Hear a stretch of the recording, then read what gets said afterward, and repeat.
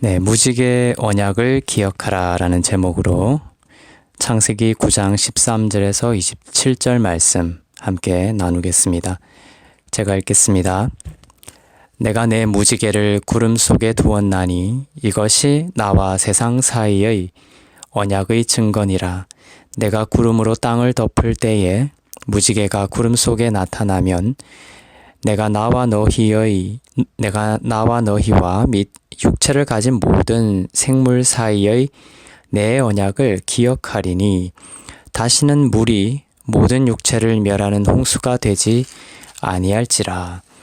무지개가 구름 사이에 있으리니 내가 보고 나 하나님과 모든 육체를 가진 땅의 모든 생물 사이의 영원한 언약을 기억하리라. 하나님이 노아에게 또 이르시되 내가 나와 땅에 있는 모든 생물 사이에 세운 언약의 증거가 이것이라 하셨더라.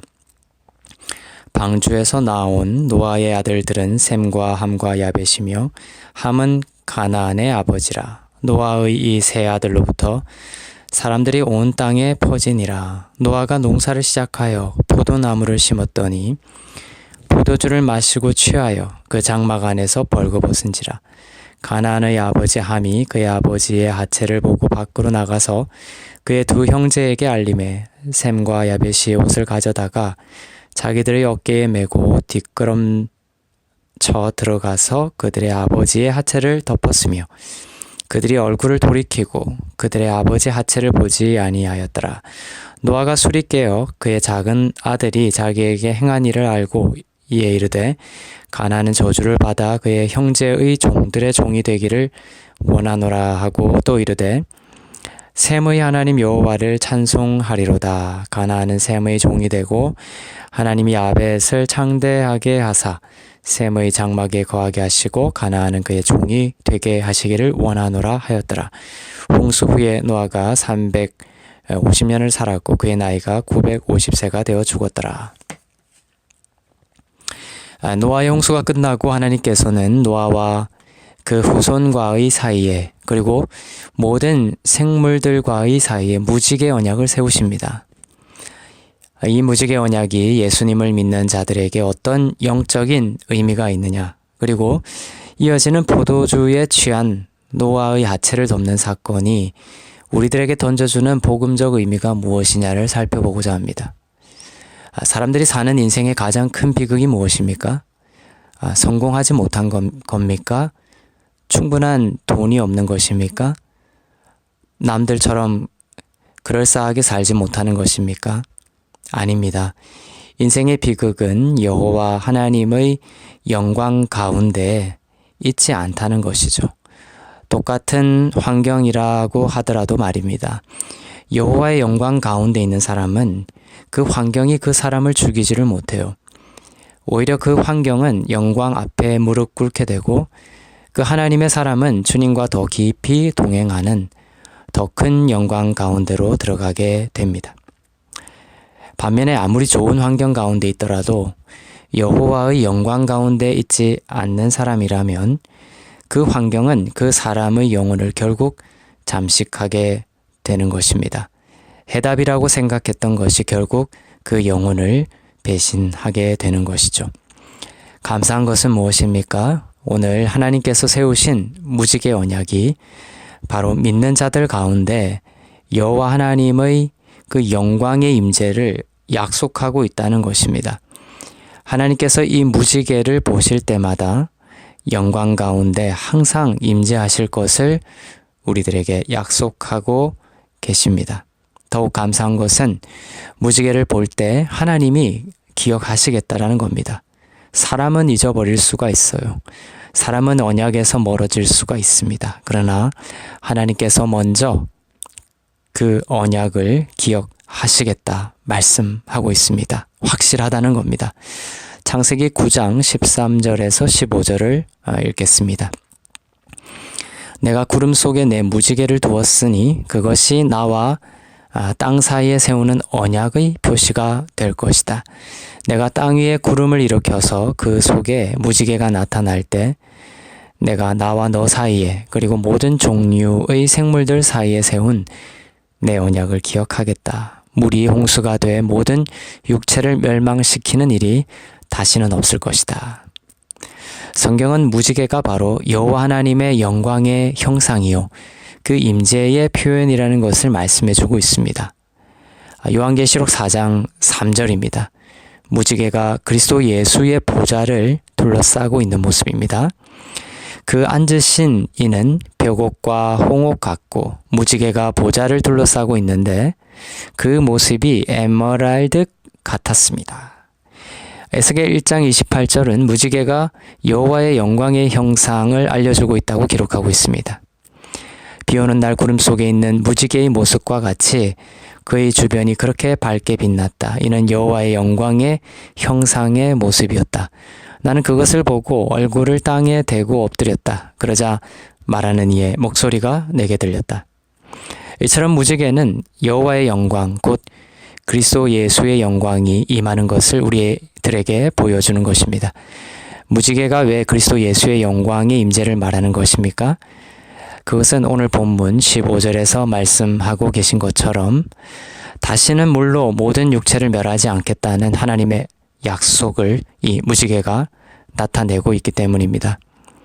물로 모든 육체를 멸하지 않겠다는 것은 다시는 노아 때와 같이 전 지구를 물로 덮어서 인생을 멸하지 않겠다는 뜻을 뜻한다고 볼 수 있습니다. 그러나 더욱 근본적인 의미는 물의 그 이중적 속성, 곧 심판적인 속성과 구원적인 속성에 있습니다. 성경에서 물은 이중적인 의미로 쓰입니다. 물은 심판의 도구가 됩니다. 또한 한편으로 물은 기름 부으심과 성령의 인치심을 의미합니다. 예수 그리스도를 믿는 자들에게 물은 무엇이 됩니까? 또 예수를 믿지 않는 자들에게는 물이 무슨 의미가 됩니까? 믿지 않는 자에게 물은 심판이 됩니다. 그러나 예수 그리스도를 나의 구주로 믿는 자들에게는 물은 결코 심판의 도구가 되는 것이 아니라 성령의 인치심이 되는 것이며 믿는 자들을 죄로부터 깨끗이 씻기는 거룩함의 도구가 되는 것입니다. 믿는 자에 대해 엄밀하게 말하면 물은 믿는 자들에게 이중적 기능을 통해 구원으로 이끌어갑니다. 즉 구원은 예수 그리스도와 함께 죽고 예수 그리스도와 함께 살아나는 것을 의미합니다. 이전의 옛사람이 예수 그리스도와 함께 십자가에서 심판을 당하고 즉 물로 심판을 당하고 부활하신 예수 그리스도와 합하여 새 사람으로 부활하는 것이 바로 구원이죠. 즉 물로 깨끗이 씻김 받은 사람처럼 말입니다. 따라서 하나님께서 다시는 물로 모든 육체를 멸하지 않겠다는 말씀의 근본적인 의미는 바로 예수 믿는 자는 더 이상 심판에 이르지 않는다는 약속을 해주시는 것입니다. 바로 예수 믿는 자에게는 물이 심판으로 작용하지 않고 날마다 성령과 말씀으로 그 영혼을 깨끗게 하는 기름 부으심으로 역사하게 될 것이다 라는 약속을 해주시는 것입니다. 하지만 예수를 영접하지 않는 자는 무지개 언약에 속하지 않음으로 인하여 여전히 노아의 홍수처럼 심판 아래에 있게 됨을 역설하는 것이죠. 그렇다면 예수 그리스도를 믿는 자들이 무지개 언약으로 인하여 심판에서 멀어지고 확실한 구원에 이르게 된다라는 근거는 무엇입니까? 그 근거는 오늘 본문의 앞에 나오는 노아의 홍수 심판 때문입니다. 예수 믿는 자가 심판에서 멀어지는 것은 단순히 하나님이 그것이 좋아서 이루어지는 것이 아니죠. 인간은 심판받아 마땅한 존재로 태어납니다. 한 사람 아담의 그 신에 이르고자 하는 죄 때문이죠. 그 죄로 인하여 모든 인간은 마땅히 노아의 홍수처럼 물에 익사당하여 죽을 수밖에 없는 형벌을 당해야 하는 존재들이었습니다. 그러나 노아의 홍수를 통해 성경이 말씀하는 것은 무엇입니까? 바로 우리를 대신하여 익사당하시는 예수 그리스도입니다. 노아와 그 가족들은 방주에 타서 구원에 이릅니다. 노아와 그 가족들의 선한 행실 때문에 구원받은 것이 아닙니다. 방주가 그들을 품은 은혜 때문입니다. 방주는 예수 그리스도를 상징합니다.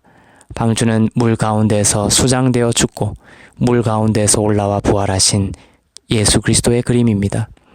그 예수 때문에, 그 은혜 때문에 노아와 그 가족들이 구원에 이른 것입니다. 중요한 것은 예수의 대속적인 그 수장 사건입니다.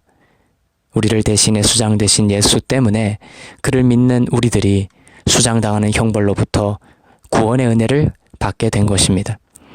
무지개 언약이 믿는 자들을 심판으로부터 멀어지게 한 근거가 바로 이것입니다. 여러분, 사단이 여러분을 죽음으로 이끌고 가려 할 때가 있을 것입니다. 그때 여러분은 하나님이 베푸신 무지개 언약을 선포하십시오. 예수께서 죽음에 이르는 형벌을 대신 지시고 승리하셨기 때문에 사단이 여러분을 조종하고 무너뜨릴 근거가 이제 없어졌음을 선포하십시오. 그리고 십자가의 그 승리가 여러분의 것이 되었음을 믿으시길 바랍니다. 무지개는 예수님의 그 대속적 십자가 사역을 예표한다고 했습니다. 그런 의미에서 무지개는 광야에서 이스라엘 민족을 지켜주시고 인도하셨던 구름 기둥과 불 기둥과 그 맥락이 다 있습니다. 무지개는 빛이 공기 중의 그 물방울에 통과되면서 꺾인 빛이 우리 눈에 색깔로 보이는 것입니다. 물과 빛의 속성이 들어 있습니다. 구름 기둥과 불 기둥도 마찬가지죠. 구름 기둥에는 물의 속성이, 불 기둥에는 빛의 속성이 있는 것이죠. 무지개처럼 구름 기둥과 불 기둥도 예수 그리스도의 그 영광의 임재를 나타냅니다. 출애굽기 40장 34절부터 38절을 제가 읽겠습니다. 그때 구름이 회막을 덮고 여호와의 영광이 성막에 가득했습니다. 구름이 회막 위에 머물고 여호와의 그 영광이 성막에 가득했기 때문에 모세는 회막에 들어갈 수 없었습니다. 이스라엘 백성들은 그 여정 동안 구름이 성막 위로 뜨면 떠났고 구름이 뜨지 않으면 뜨는 날까지 떠나지 않았습니다. 이렇게 이스라엘 모든 백성들은 그 여정 동안 여호와의 구름이 낮에는 성막을 덮고 밤에는 그 불이 구름 속에 있는 것을 보았습니다. 출애굽기 마지막 구절을 읽은 것입니다. 구름 기둥과 불 기둥이 여호와의 영광으로 나타나 회막을 덮고 이스라엘의 그 광야 여정을 인도하고 보호하셨습니다. 그런데 이 구름 기둥과 불 기둥은 언제 등장하기 시작하냐면 성막이 완성되고 나서입니다. 이스라엘 민족이 출애굽하고 3개월 만에 멈춥니다. 그리고 몇 개월 동안 성막을 짓습니까? 10개월 동안입니다. 모세는 시내산에서 성막 그 설계도를 자세히 하나님으로부터 보고 그대로 성막을 지었습니다. 이 성막은 바로 예수 그리스도에 대한 그림자입니다. 모세는 오실 예수 그리스도의 영광을 따라 성막을 지은 것입니다. 하나님이시지만 육신을 입으시고 동정녀 마리아의 몸에 성령으로 잉태되어 10개월 동안 자라다가 10개월 만에 출생하신 것이죠. 그래서 성막이 10개월 동안 지어진 것입니다. 성막이 완성된 후 비로소 구름 기둥과 불 기둥이 영광 가운데 나타나고 광야의 인생을 이끄신 것처럼 말이죠. 예수의 성육신적 출생으로 말미암아 비로소 예수 그리스도께서 그를 믿는 모든 자들 가운데 구름 기둥과 불 기둥으로 구원의 역사를 시작하게 되신 것입니다. 그 예수께서 우리를 대신하여 십자가에서 심판을 받으시고 부활하심을 믿는 그 모든 자들 가운데 여호와의 영광이 임하고 구원의 역사는 이루어지는 것입니다. 성막의 완성은 십자가의 그 완성된 공로를 기억하고 믿는 것입니다. 그때 불기둥과 구름 기둥은 그리스도의 영광으로 나타나 여러분의 인생을 영광으로 인도해 가시는 겁니다. 그러니 광야를 걸어 나가시는 여러분은 무엇보다도 여호와의 영광이 중요한 것입니다. 여러분의 인생의 불기둥과 구름 기둥으로 상징되는 여호와의 영광의 임재가 이처럼 중요한 것입니다. 그 영광은 무지개 언약을 기억하고 선포하는 것으로 이루어집니다. 그 영광은 예수 그리스도께서 우리의 모든 죄를 대신 지시고 홍수 가운데 수장되어 우리의 모든 죄를 용서하시고 또한 우리를 품고 부활하시어 우리로 하여금 존귀하시고 지극히 높으신 하나님의 보좌 우편에 함께 앉도록 하신 것을 믿을 때에 우리 가운데 충만하게 임하는 것입니다. 본문은 무지개 언약 뒤에 술에 취한 노아의 그 하체를 셈과 야벳이 가리는 이야기가 이어집니다. 이 이야기는 무지개 언약의 핵심 내용을 내포하고 있는 중요한 부분입니다. 노아가 농사를 시작하여 포도원을 세웠는데 그가 포도주를 마시고 취해 장막 안에서 벌거벗은 채 자고 있었습니다. 포도원이 등장하는데요. 이 포도원은 하나님의 나라를 상징합니다. 사람이 값을 치르고 살 수 없는 나라입니다. 이 하나님의 나라는 포도처럼 지디겨지시도록 보혈을 흘리신 그 예수의 핏값으로 주시는 은혜의 나라입니다. 히브리어로는 케렘입니다. 열왕기상에 보면 악한 아합이 나봇의 포도원, 즉 케렘을 돈을 주고 사려고 했지만 나봇이 거부하는 장면이 나옵니다. 돈으로 살 수 없는 나라죠. 예수님의 보혈을 통해 은혜로 하나님께서 믿는 자들에게 상속으로 주시는 유일한 하나님의 나라를 포도원이 보여줍니다. 열왕기상 21장 2절입니다. 아합이 나봇에게 말했습니다. 너의 포도원은 내 왕궁에서 가까우니 내가 채소밭으로 가꾸고 싶다. 그러니 내게 달라. 그 대신 내가 더 좋은 포도원을 주겠다. 너가 원한다면 그 값을 돈으로 주겠다. 하나님의 나라는 여러분의 행실에 맞게 주신 것이 아닙니다. 여러분이 다른 사람보다 더 착하고 성실하고 열심히 있어서 주신 것이 아닙니다. 우리는 자격 없이 사망의 그늘에 앉아있는 존재일 뿐이었습니다. 그러나 그런 자격 없는 자를 위하여 예수께서 피를 흘리시고 형벌을 대신 감당하셔서 우리를 사망과 형벌의 사슬에서 해방시키시고 하나님의 나라를 주신 것이죠.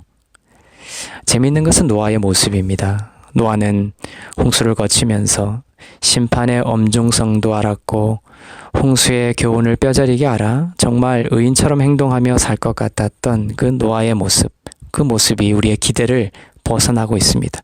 포도주를 마시고 취해 벌거벗은 채 자고 있는 것이죠.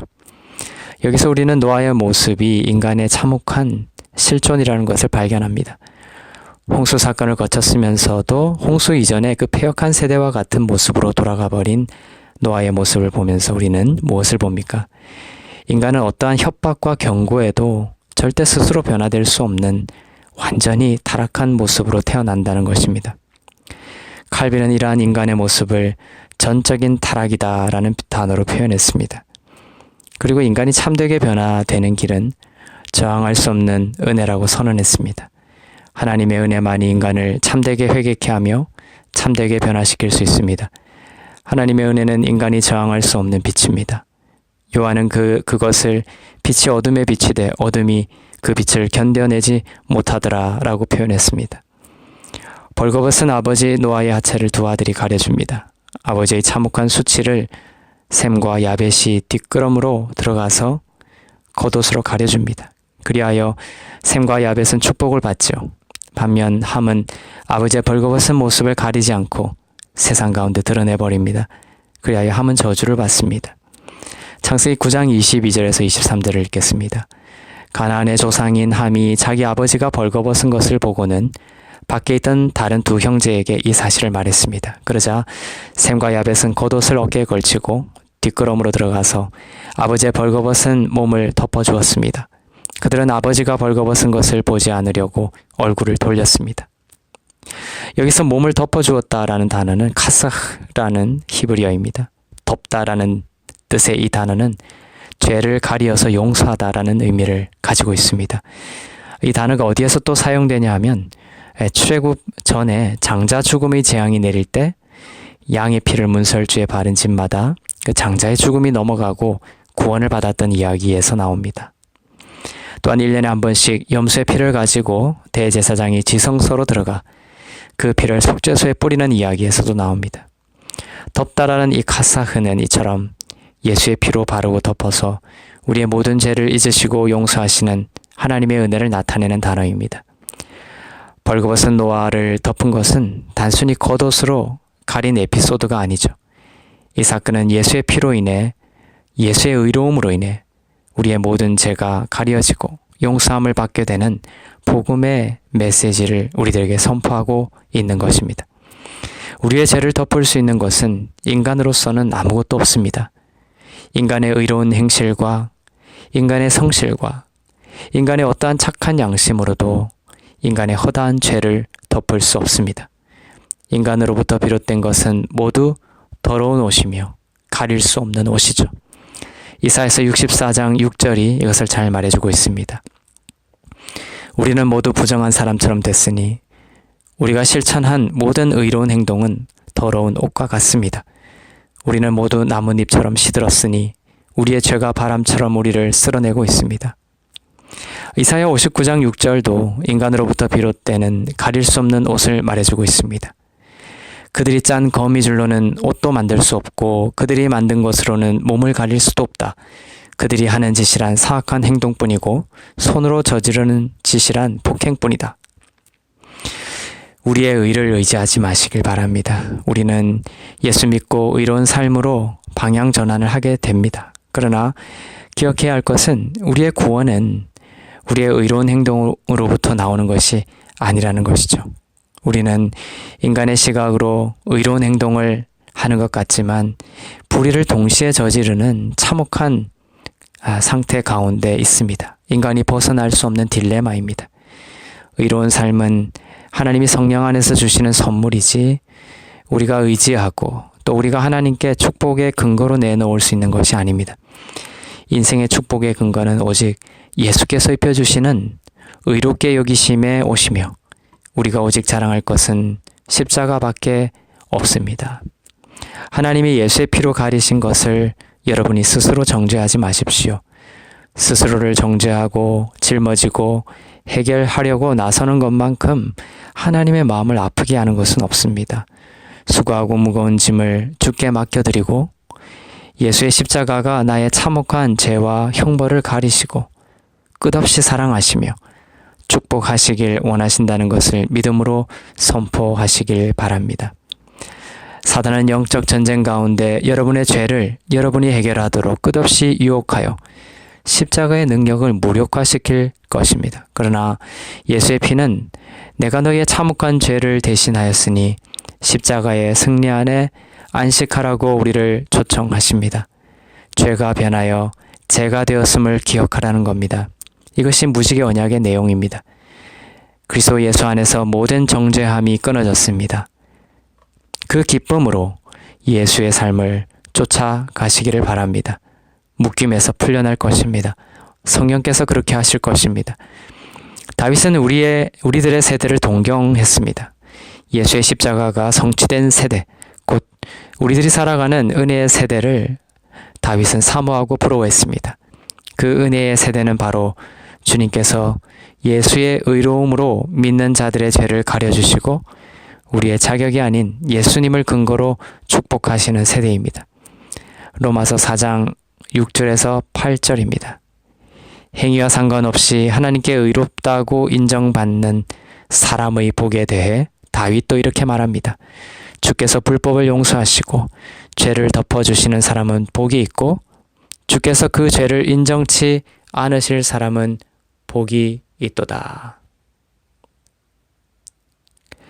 하나님의 사랑이 아닌 죄를 끝없이 묵상하면서 그 죄를 자신의 의로 해결하려고 하는 그 모든 노력을 내려놓으시길 바랍니다. 나는 여러분이 여러분의 모든 죄를 해결하시고 가려주시고 용서하신 예수 그리스도의 십자가 공로 안에 안식하시기를 바랍니다. 그때의 참 기쁨과 감사가 자유 가운데 터져 나오고 성령께서 여러분 가운데 거룩을 새 창조해 가실 줄로 믿습니다. 하나님께서 먼저 무지개를 기억하실 것입니다. 하나님께서 죽음과 부활로 십자가를 성취하신 예수님의 무지개를 항상 기억하시사 여러분을 광야 같은 이 세상에서 항상 동행하시고 품으시고 지키시고 보호하시며 세상이 감당할 수 없는 놀라운 승리와 축복을 더하여 주시기를 주님의 이름으로 축원합니다.